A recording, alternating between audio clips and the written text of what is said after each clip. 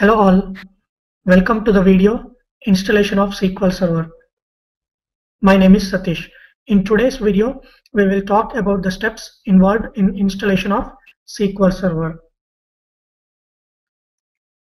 This is the link where you can download the files. So click on that link.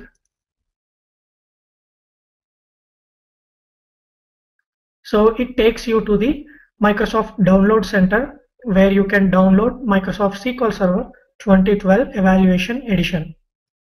Click on the download.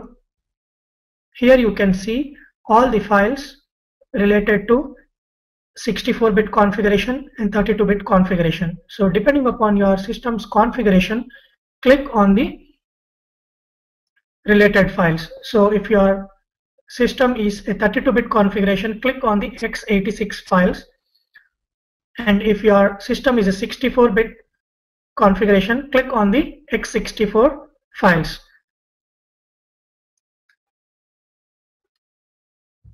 I already have downloaded those files onto my computer. So once your download is complete, you will be seeing three files: _core, _install, and _language. Double click on the install.exe file. Once that process is done, a new folder will be created. Click on that folder and then double click on the setup.exe file.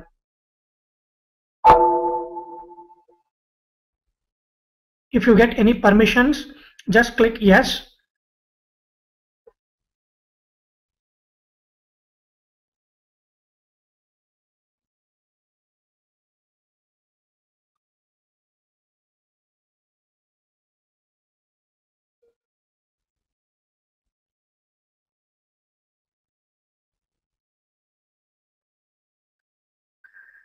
In this step, click on the installation and the new SQL Server standalone installation.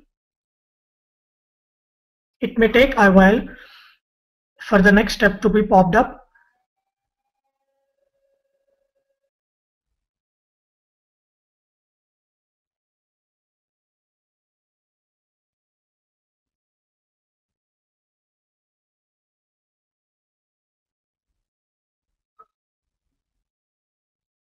So in this step, it will check for some support rules.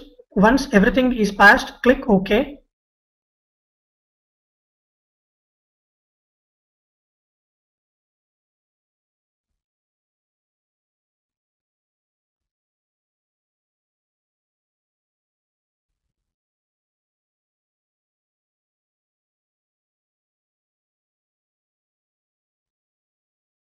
So in the next step, it will ask you for any SQL Server product updates. So I'll just uncheck that box and then click next.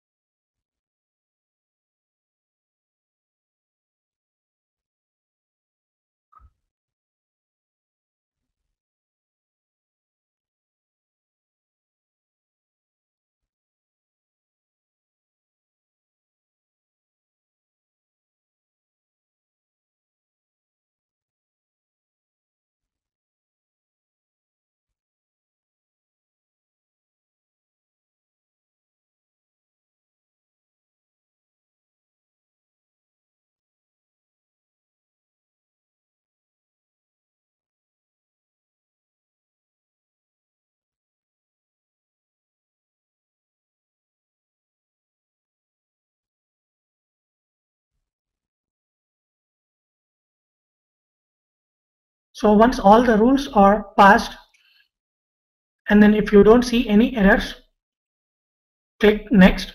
Here we are seeing one warning which is related to firewall. That should be fine. So click next. And then in the next step, you can see perform a new installation of SQL Server. So select that and then click next. And then in the next step, you have to select a free edition that you want to install, the Evaluation Edition or the Express Edition. For this video, I will select the Evaluation Edition and then click next. Make sure you go through the license terms and accept the license terms and then click next.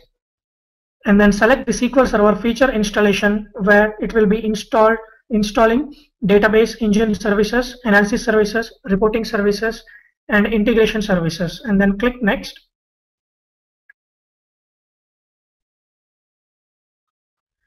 In this step, you have to select all the features which you want to install. So if you don't know which feature to be installed, just click select all and then click next.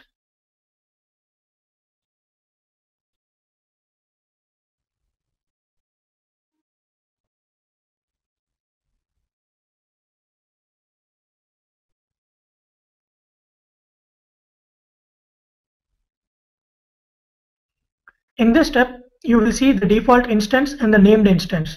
So what is an instance? Instance is nothing but it's a copy of SQL Server executable file that will run as a service on the operating system. So each instance will have its own executable file, and then each instance will have its own system databases and its own user-defined databases. For example, if you have an application where you want to create a database, so you can install a default instance on your computer, and then you can connect that application to the database, to that particular instance which you have installed. In future, if you want to create another application and then you want to create a separate instance for that, so you can create or install a default instance on another computer, or if you don't have enough funding, or if you want to install the second instance on the same computer where the first instance is installed, so you can create or install that second instance on the same computer and can connect to the different application. That means you can have any number of instances installed on your computer, and then you can connect different applications connecting to two different instances.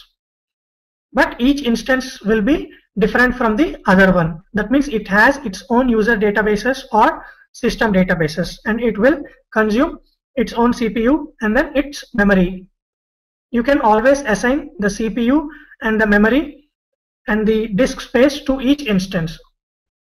So each instance can be differentiated from other. So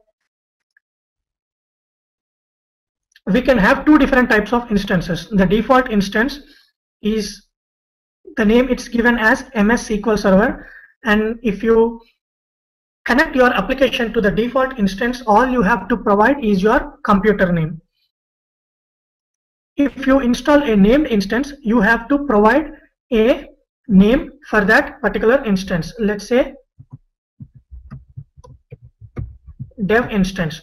So now if I have two instances on my computer, the default instance and the named instance, how do I know which instance I am connecting to? So if you just provide the computer name, it will automatically connect to the default instance. And then if you provide the computer name and the instance name for the second instance, then it will connect to that second instance. All right.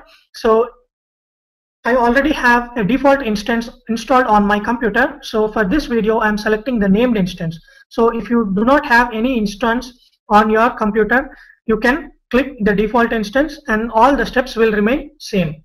The only difference is for the named instance, you have to provide an instance name. And then click next.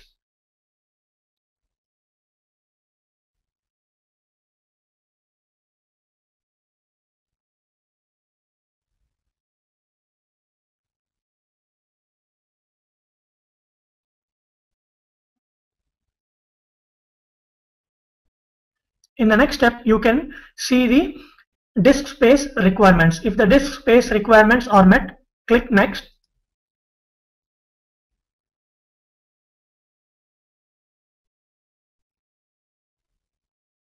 In the next step, you can see the different services and their accounts and passwords. So select the defaults and then click next.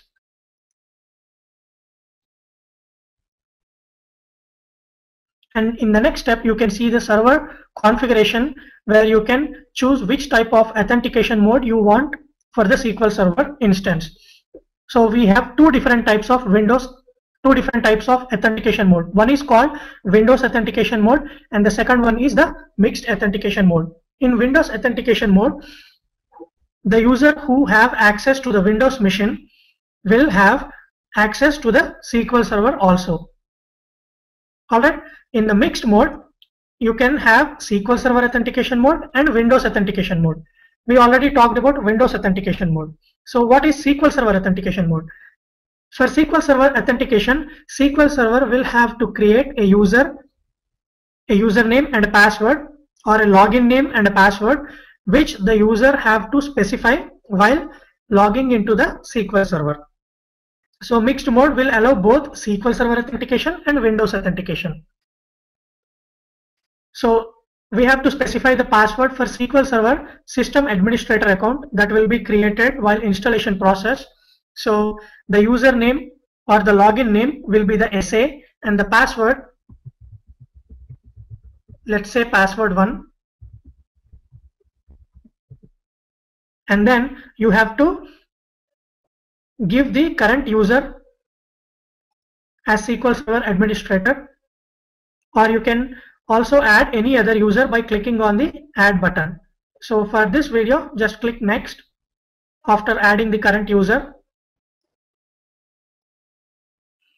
Here also you have to provide the administrator for analysis services configuration. So just click add current user and then click next. In the next step, you can see reporting services configuration. So if you want to install and configure, click on the default option, or if you just want to install, click on the install only. So for now, let's put the default and then click next. So in the next step, you can see, if you click on the send Windows and SQL Server error reports to Microsoft, whenever you have any error, that error message will be sent to Microsoft. So if you want your error messages to be sent to the Microsoft, check that box and then click next. And then it is in the next step, it will be running the rules that determine if the installation process will be blocked or if it will run smoothly. If everything is passed, click next. In this step, you can see all the features which you have selected for the installation. So if everything looks okay, and then the configuration path, if you want to change or just make it as default, and then once you click the install button, it will try to install all the features. So once the installation is complete, click on the finish button. So that means your installation will be completed. So once your installation is complete, that may take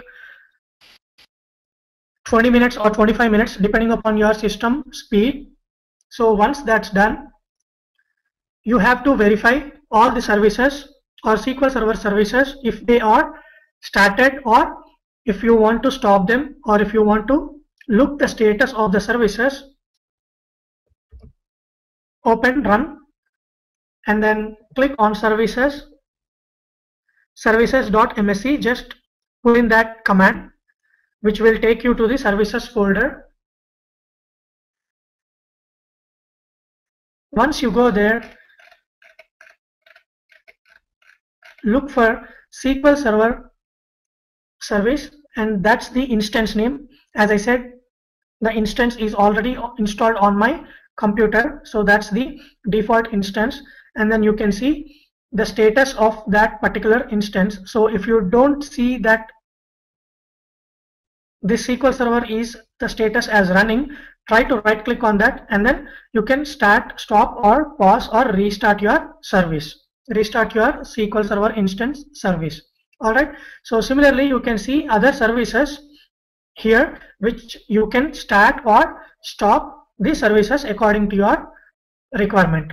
Alright, so once you know that SQL Server service is already running,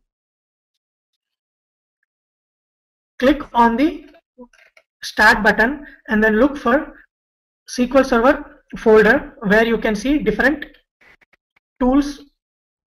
So I have Windows 8 installed on my machine, so I can find SQL Server Management Studio here. So if you have any other operating system, click on the start button and then go to SQL Server folder, and then there you can see SQL Server Management Studio icon, which looks like this as a database and some tools. Okay, once you see that Management Studio, double click on that.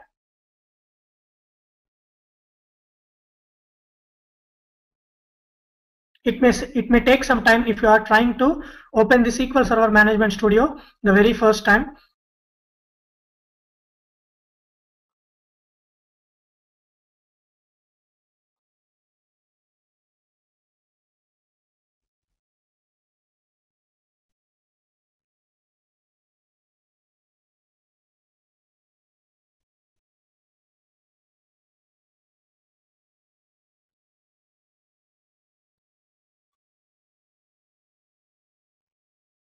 Here you can see connection window where you have to provide the server type, the database engine, or the analysis services, reporting services, or integration services.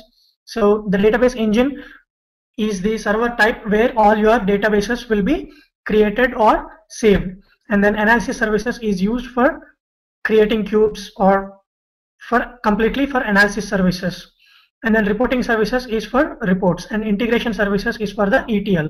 So click on the database engine and then provide the server name.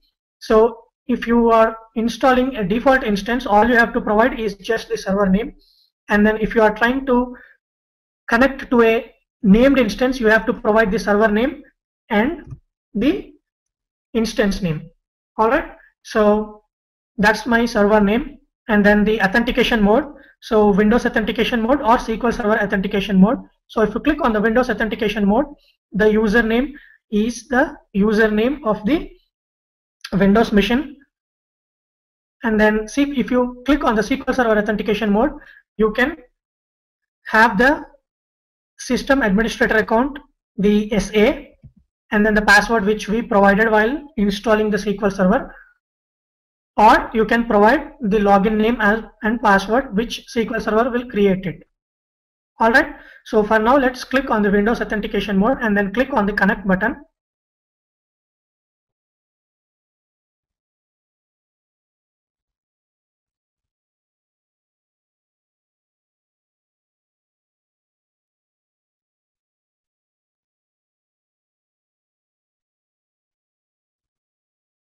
Once it's connected to the server, in the left side of the window you can see the Object Explorer. That means you can explore all the database objects. You can view different databases already available or the system databases.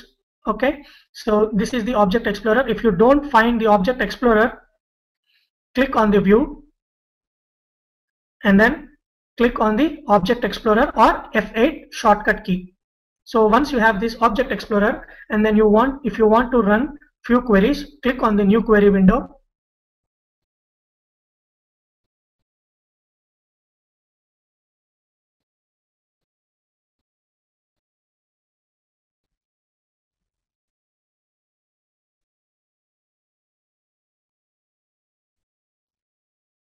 And then you can write all your SQL code which you can execute against the database. So that's all the steps involved in the installation of SQL Server. Thank you all for joining this video session.